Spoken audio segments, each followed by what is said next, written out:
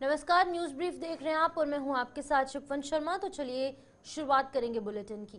सामाजिक न्याय और अधिकारिता मंत्री डॉक्टर वीरेंद्र कुमार ने कहा है कि देश के दिव्यांग वर्ग के उत्थान के लिए सरकार कई तरीके के कदम उठा रही है। दिव्यांगों को उनका हक दिलाने और उन्हें उनके पैरों पर खड़ा करने के लिए सरकार कई पहलुओं पर लगातार काम कर रही है। जम्मू दौरे पर आए डॉक्टर वीरेंद्र कुमार ने आज पत्रकारों के सवालों में ऐसी कई योजनाओं का हवाला दिया जो कि दिव्यांगों के सशक्तिकरण में बेहद उपयोगी साबित हो रहे हैं। इस दौरान उन्होंने जम्मू में दिव्यांगों के लिए बनाए गए केंद्र का दौरा कर उनसे मुलाकात भी की और साथ ही साथ समाज कल्याण विभाग की तरफ से उनमें कुछ जरूरी वस्तुओं का वितरण भी किया गया। मुझे ये बताने में बहुत खुशी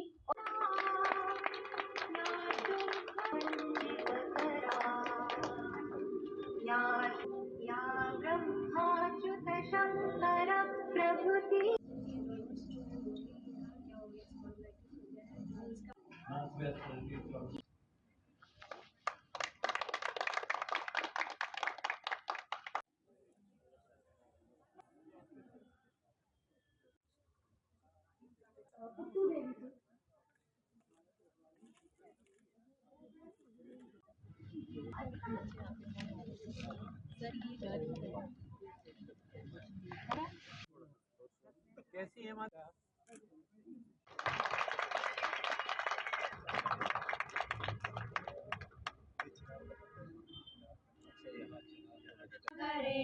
सामाजिक न्याय अधिकारिता मंत्रालय का जो दिव्यांगजन सशक्तिकरण विभाग है, देश के प्रधानमंत्री आदरणीय नरेंद्र मोदी जी के मार्गदर्शन में यहाँ पर सीआरसी का शुभारंभ राज्य सरकार के द्वारा प्रदत्त किए गए अस्थायी भवन में किया गया है, जिसमें हमारे समाज के ऐसे दिव्यांगजन जो बोल नहीं पाते हैं, सुन नहीं पाते हैं, जिनको कोई इंटेलेक्चुअल डिसेबल्ड बच्चे होते हैं, ऐसे सारे लोगों को जहाँ एक और क्लिनिकल की सुविधाएं प्रदान करना, फिजियोथेरेपी की सुविधाएं प्रदान करना, वहीं दिव्यांगजनों के लिए सहायक उपकरणों का वितरण भी इस केंद्र के माध्यम से किया जा रहा है। और हमारा नया भवन जो कि एम्स भवन के पास बन रहा है, वहाँ पर बन जाने के बाद, शिफ्ट हो जाने के बाद डिग्री कोर्स की सुविधाएं भी हम वहाँ पर प्रारंभ करेंगे, ताकि वहाँ युवा शिक्षित होकर के उनको रोजगार के अवसर भी मिलेंगे और यहाँ से शिक्षित होकर के वो सेवा के क्षेत्र में इस तरह के ज़रूरतमंद नीडी बच्चों और व्यक्तियों के लिए अपनी सेवाएं भी वो दे सकेंगे। ये पेंशनें जो दी जाती हैं वो तो या तो राज्य सरकारें देती हैं या ग्रामीण विकास विभाग मंत्रालय देता है। हम उनके सशक्तिकरण के लिए, हम उनके सहायक उपकरणों के लिए, हम उनके डिग्री कोर्स के लिए, हम उनके आर्थिक सशक्तिकरण के लिए हम इस तरह की गतिविधियों को आगे बढ़ाते हैं कि आपकी बात को जो है ना उचित स्थान पर पहुंचाया जाए। जहां ब्रेल लिपि के माध्यम से उनको आगे बढ़ाया जा रहा है, सांकेतिक भाषा लिपि के माध्यम से, तो आज हमारे बच्चे जो है ना ब्रेल लिपि से न केवल शिक्षित हो रहे हैं, बल्कि सांकेतिक भाषा लिपि के माध्यम से हमारे दिव्यांग बच्चे, माननीय प्रधानमंत्री जी ने तो अब इस बात को भी सुनिश्चित किया है कि जब बड़े कार्यक्रम होते हैं केंद्र सरकार के, उन सभी कार्यक्रमों में दिव्यांग बच्चे जो बोल नहीं पाते, सुन नहीं पाते, वो खड़े होकर के पूरा रूपांतरण करने का काम उनके द्वारा किया जाता है। दिव्यांगजनों के संपूर्ण पुनर्वास के लिए और उनके सशक्तिकरण के लिए सरकार पूरी प्रतिबद्धता के साथ में काम कर रहे हैं।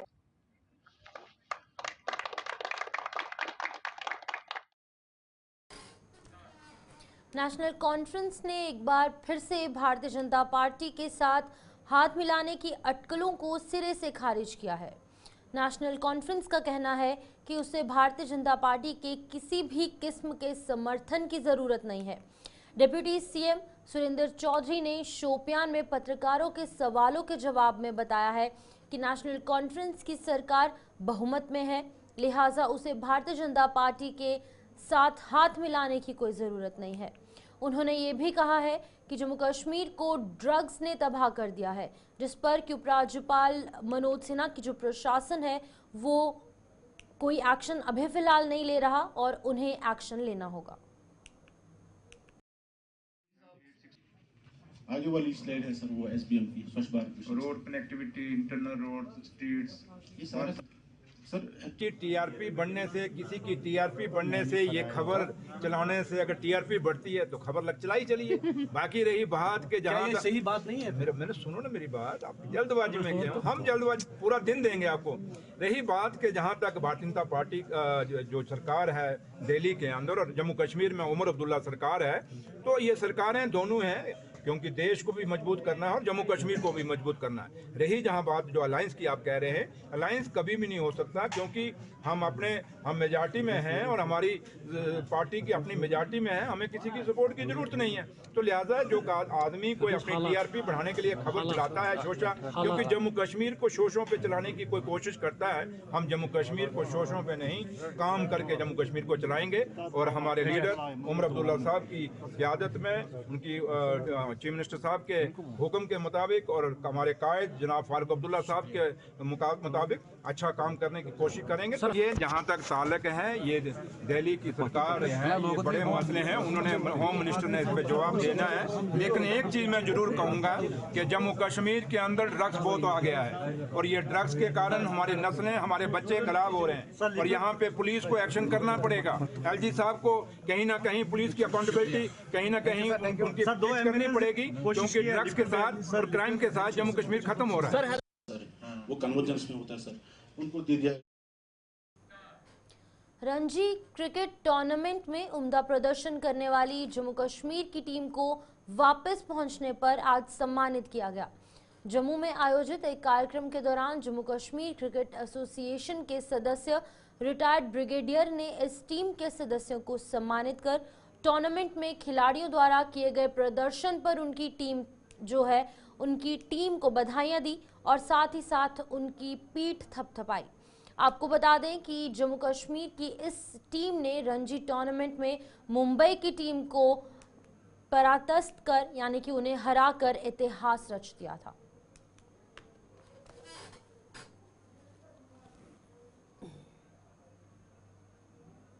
ही ज़्यादा ब्राइट है और जैसा मिथुन भाई ने कहा और मैंने भी बार बार कहा है कि ये वो टीम है जो कि आपको आने वाले एक दो साल के अंदर रणजी ट्रॉफी जम्मू कश्मीर को लाकर दिखाएगी।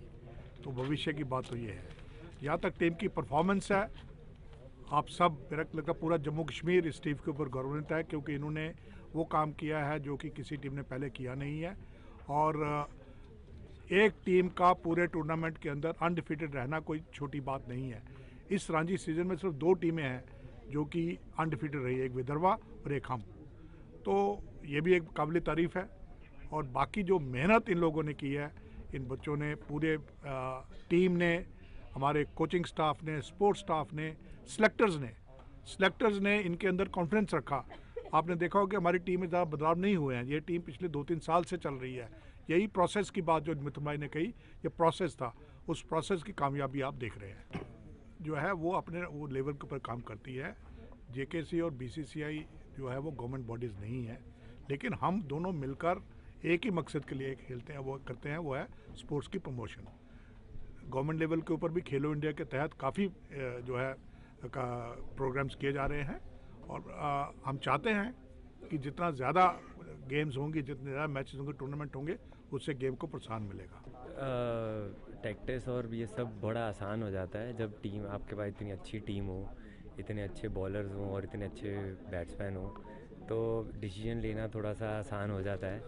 और सारा क्रेडिट अपना प्लेयरों को जाता है कि वो जिसको बॉल दी उसने अच्छा परफॉर्म करा है और जिसको बैटिंग का मौका मिला है उसने अच्छा परफॉर्म करा है और टीम को जीत दिलाई। ये तो बहुत अच्छी चीज़ है कि लोग इंटरेस्ट दिखा रहे हैं, लोगों का नाम हो रहा है, प्लेयरों का नाम हो रहा है, तो ये ऑब्वियसली अच्छी ही बात है कि और इससे बूस्ट भी मिलता है प्लेयरों को कि वो और हार्ड वर्क करें और अच्छा करें जेकेसीए के लिए और आगे आईपीएल खेलें या इंडिया खेलें। तो ये तो बहुत, यही सबसे एक क्रिकेटर यही चाहता है कि वो अच्छा परफॉर्म करे और अपनी स्टेट को जीत दिलाए। बहुत अच्छा फ्यूचर है। ऑलरेडी 3-4 लड़कों का नाम चल रहा है कि आईपीएल में भी हैं और इंडिया में भी नाम चल रहा है। Already selectors are looking forward to them. तो ये बहुत अच्छा फ्यूचर है आने वाले टाइम पे। और जो आगे वाले यंगस्टर्स भी हैं, मैंने सुना 23 में बहुत अच्छा प्रदर्शन कर रहे हैं वो लोग भी। और आपने देखा ही है, कन्हैया आया, यावर आया, तो उन्होंने भी अच्छा परफॉर्म करा। तो बहुत अच्छी दिशा में जा रही है JKCA, और सारा क्रेडिट मैं प्लेयरों को और JKCA के मेंबर्स जो इतना हार्ड वर्क कर रहे हैं और जो टेक केयर कर रहे हैं प्लेयरों की, तो बहुत अच्छी दिशा में जा रहा है। आज ही के दिन 2019 में पुलवामा जिले के लेथपोरा इलाके में आतंकी हमले में शहीद हुए CRPF के 40 जवानों को आज राष्ट्र नम आंखों से याद कर रहा है। देश के साथ साथ विदेशों में बसे भारतीय भी इन शहीदों को भावभीनी श्रद्धांजलि देकर उनके बलिदान को याद कर रहे हैं। राष्ट्रीय बजरंग दल ने पुलवामा हमले में शहीद हुए CRPF के जवानों को आज भावभीनी श्रद्धांजलि दी। वहीं बजरंग दल ने इन जवानों को अपने श्रद्धा सुमन अर्पित कर देश के लिए उनके लिए दिए गए बलिदान को याद किया। बजरंग दल के नेताओं ने बताया कि आज ही के दिन 2019 में शहीदी दिवस के रूप में आज जो है इस दिन को मनाया जाता है और मनाने की ज़रूरत भी है और इनकी गाथाओं को घर घर तक पहुंचाने की भी ज़रूरत है, क्योंकि आज ही के दिन हमारे 40 CRPF के जवान पुलवामा अटैक में शहीद हुए थे।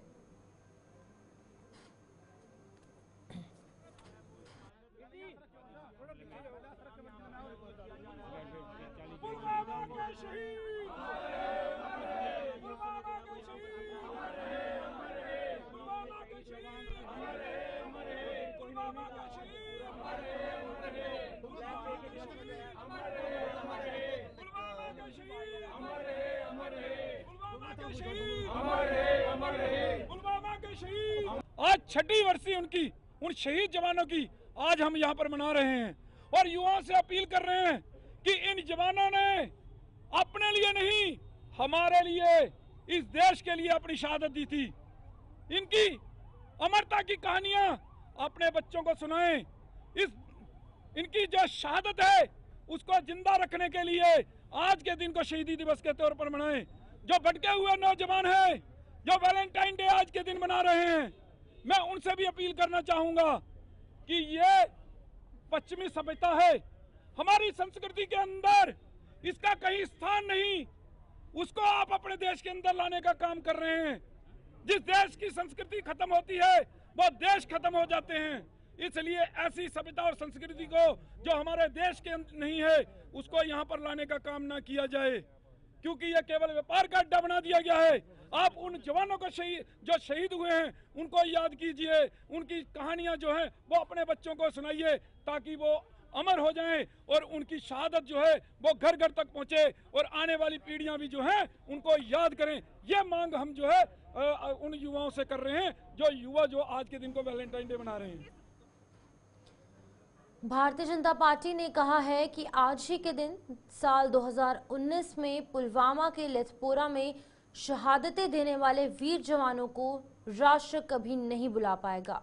भारतीय जनता पार्टी के पुलवामा हमले की यहाँ पर बीजेपी ने इस हमले में जो है वो निंदा की है। उन्होंने कहा है कि इस हमले में शहीद हुए CRPF के 40 जवानों को श्रद्धांजलि देकर उनके परिवारों का भी उन्होंने हौसला बढ़ाया। भारतीय जनता पार्टी के प्रवक्ता अरुण गुप्ता और पार्टी के अन्य नेताओं ने जम्मू स्थित पार्टी कार्यालय में आयोजित एक कार्यक्रम के दौरान शहीदों को अपने श्रद्धा सुमन अर्पित किए हैं।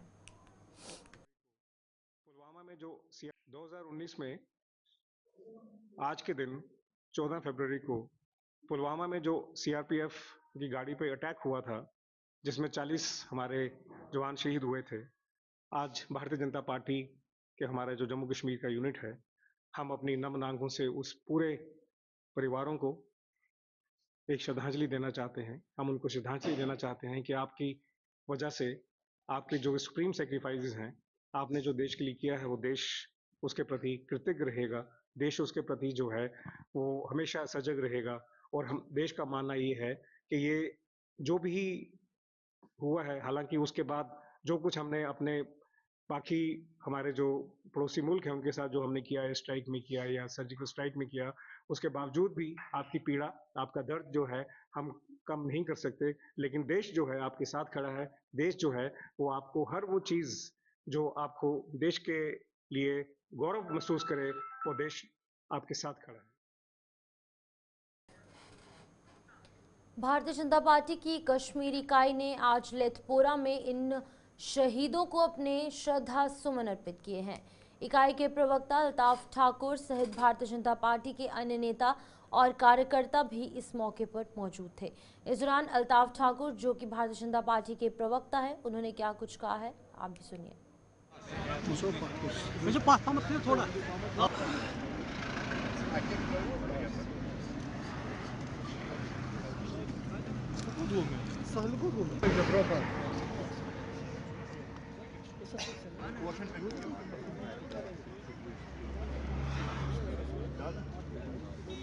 भारत माता की जय, भारत माता की जय, शहीद जवान।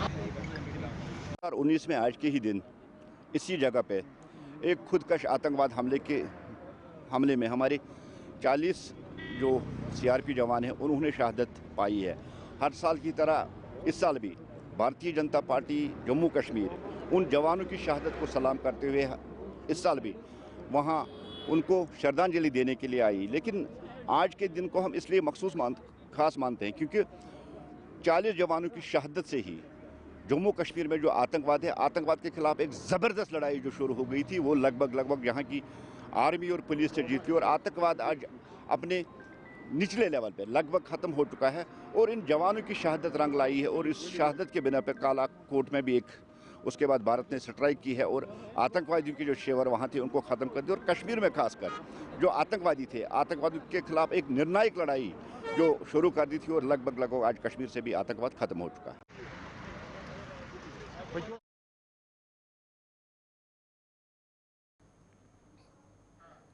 कश्मीर से कुछ विधायक जहां पर विधानमंडल में जम्मू कश्मीर में शराबबंदी को लेकर बिल लाने की तैयारी में है, वहीं दूसरी तरफ जम्मू में कई पार्टियों ने शराब पर प्रतिबंध लगाने की मांग को लेकर प्रदर्शन शुरू कर दिए हैं। जम्मू में आज शिवसेना उद्धव बालासाहेब ठाकरे की जम्मू कश्मीर इकाई के अलावा नेशनल अवामी यूनाइटेड पार्टी ने प्रदर्शन कर जम्मू कश्मीर में शराब पर प्रतिबंध लगाने की मांग जोरों शोरों से उठाई है। आइए आपको बताते हैं कि क्या कुछ कहना था इन दोनों पार्टियों के नेताओं का। देखिए, दुर्भाग्यपूर्ण है कि आज जगह जगह जो है वो शराब की दुकानें खुल चुकी हैं। मंदिरों के कुछ गज की दूरी पर शराब की दुकानें हैं, विश्वविद्यालयों के पास, स्कूल कॉलेजों के पास जो है वो शराब की दुकानें हैं और लगातार हमारा जम्मू कश्मीर का युवा जो है वो शराब का और नशे की अलग अलग आदतों का जो है वो आदी होता जा रहा है। देखिए, शराब की दुकानें नशे की लत की पहली सीढ़ी के तौर पर देखी जाती हैं। तो हमारी सबसे पहले तो मांग है कि जम्मू कश्मीर पर पूरी तरह से पूर्ण प्रतिबंध लगाया जाए शराब बिक्री पर। 3 मार्च को जो है आगामी विधानसभा सत्र शुरू होने वाला है। जम्मू कश्मीर के मुख्यमंत्री जी, उनके कुछ विधायक भी जो है ये दावा कर रहे हैं, पीडीपी के विधायक भी जो है बिल लाने की बात कर रहे हैं। वह प्रस्ताव लाया जाए, उस प्रस्ताव पर मोहर लगाई जाए एकजुटता के साथ और जम्मू कश्मीर के माननीय उपराज्यपाल भी इस पर हरी झंडी दिखाएं। देखिए, इक्का दुक्का विधायकों के निजी बिल लाने से ये मामला सुलझने वाला नहीं है। मुझे तो मैं उनका स्वागत करता हूं, मगर उसके अंदर कुछ राजनीतिक स्वार्थ भी जो है छिपे हुए हैं। आज तक जितने भी निजी बिल लाए गए हैं, अधिकांश निजी बिल जो है वो नूरा कुश्ती ही साबित हुए हैं। मुझे तो लगता है ये मात्र विक्रेताओं पर, शराब बिक्री वालों पर एक तरह का दबाव बनाने की साजिश है, इससे ज्यादा कुछ नहीं है। अगर सरकार सही में सीरियस है तो प्रस्ताव लाए और इसको पास करे। और बीजेपी के विधायक जिनको जम्मू संभाग ने अपार समर्थन और प्यार दिया है, वो भी अपना रुख स्पष्ट करें, बाहर निकलें। जम्मू कश्मीर की पवित्र धरती की गरिमा को बचाने के लिए, हमारे युवाओं को नशे की लत से दूर रखने के लिए जम्मू कश्मीर में शराबबंदी को लागू किया जाए। आज हम इसी बात पे प्रोटेस्ट करने उतरे हैं कि जम्मू कश्मीर में पूर्ण रूप से शराब जो है वो बंद होनी चाहिए, क्योंकि इसके लाइसेंस गवर्नमेंट इंडिया द्वारा दिए जाते हैं। और हमारे एलजी प्रशासन के लिए मैं यही चीज़ कहना चाहूँगी और कड़ी निंदा करती हूँ बीजेपी सरकार की, एनसी सरकार की, पीडीपी सरकार की, कि आज एनसी सरकार और पीडीपी सरकार के विधायकों को दिख रहा है कि हमें बिल पेश करने चाहिए, लेकिन जब ये फुल पावर में थे, जब इनके पास पूरा हक था और जब शराब की दुकानें महज सिर्फ 200 के आंकड़े पे थी, तब इन्होंने बंद नहीं किया। लेकिन आज सिर्फ अपनी कुर्सियां और अपनी सियासी रोटी सेकने के लिए ये लोग सिर्फ ये बिल पेश कर रहे हैं और मुझे नहीं लगता कि ये बिल पास भी कर पाएंगे। तो इसलिए आज हम यहाँ पे पूर्ण रूप से प्रोटेस्ट करने उतरे हैं कि जम्मू मंदिरों का शहर है, हमारी माता रानी का शहर है, हमारी वैष्णो माता, बाबा वाली माता की पावन धरती को मदिरा के शहर ना बनाया जाए और यहाँ पे जितने भी प्रकार के नशे हैं उनके ऊपर रोकथाम लगानी। सीमावर्ती गुलाबगढ़, सुचेतगढ़, घराना और कपूरपुर के किसानों ने आज आरएसपुरा में जोरदार तरीके से विरोध प्रदर्शन किया। इन किसानों ने आरोप लगाया है कि घराना वेटलैंड प्रशासन द्वारा पानी की निकासी को रोककर उन्हें परेशान किया जा रहा है।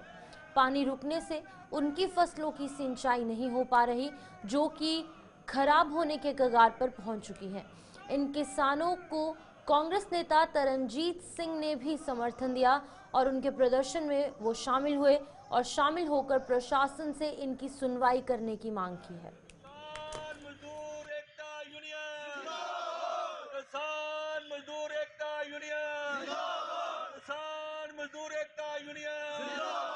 हम क्या चाहते हैं? आवाज दो। हम क्या चाहते हैं? हम क्या चाहते हैं? सबके आगे, सबके आगे।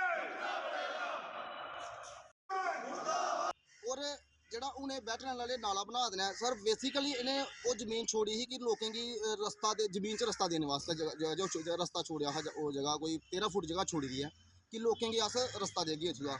ਲੇਕਿਨ ਅੱਜ ਉਹ ਕੀ ਕਰਾ ਦੇਣਾ ਕਿ ਉੱਥੋਂ ਨਾਲਾ ਬਣਾ ਦੇਣਾ, ਨਾਲੇ ਦਾ ਕੰਮ ਲਾਇਆ ਜਿਹੜਾ ਨਾ ਕਿਸਾਨਾਂ ਕੀ ਪੁੱਛਿਆ ਦੇਣਾ, ਨਾ ਗੱਲ ਨਾ ਕੋਈ ਬਾਤ ਹੈ। ਜਿਹੜਾ ਸਹੀ ਨਾਲਾ ਹੈ ਉਹ ਇੱਥੋਂ ਘਰਾਣੇ ਤੋਂ ਜੋੜਾ ਫਾਰਮ 'ਚ ਜਾਂਦਾ ਨਾਲਾ, ਉਹ ਸੇਮ ਨਾਲਾ ਜਾਂਦਾ ਐਗਰੀਕਲਚਰ ਜ਼ਮੀਨ ਆ ਫਾਰਮ ਉਹਦੇ ਕੋਲ ਨਾਲਾ ਜਾਂਦਾ ਹੈ। लेकिन साढ़ा आखना यह है कि नाला जो एक आलमोस्ट तो पहला बने जो वास्ते किसानों की जरूरत है, पानी जाने वास्ते काफ़ी जरूरत इस्तेमाल करने वास्ते काफ़ी ठीक है।